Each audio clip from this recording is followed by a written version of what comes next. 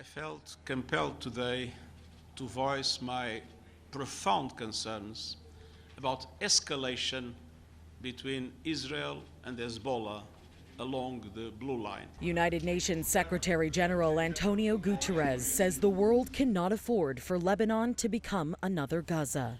The risk for the conflict in the Middle East to widen is real and must be avoided. One rash move, one miscalculation could trigger a catastrophe that goes far beyond the border and, frankly, beyond imagination. The remarks coming on the heels of ramped-up tensions between Israel and the Iran-backed militant group Hezbollah, who've been exchanging fire for weeks now, including on Saturday morning. This footage depicting the moment Israeli troops struck a target in Lebanon, who they claim was responsible for supplying weapons to Hamas.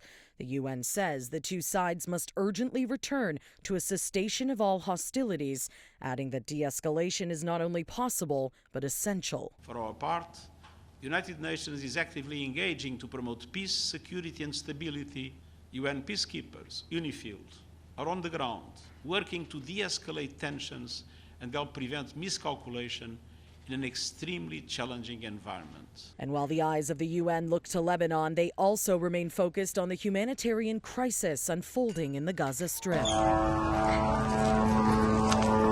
Israeli military said on Friday its forces were conducting precise intelligence-based actions in Gaza City and the Rafah area. But Palestinian health officials say those actions resulted in the deaths of numerous men, women, and children. Our crews are working around the clock. Though there is a lack of equipment and fuel, the situation is very bad. But we are still working hard and we continue to move the martyrs to the hospital. The last 2 days have seen an escalation of Israeli military bombardments across Gaza as a whole. According to Palestinian medics, 42 people were killed in strikes on Gaza's Al-Shati refugee camp.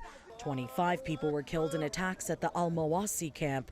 7 people died in strikes on Gaza City, and another 18 Palestinians lost their lives in a round of strikes on homes in the Al-Tufa neighborhood.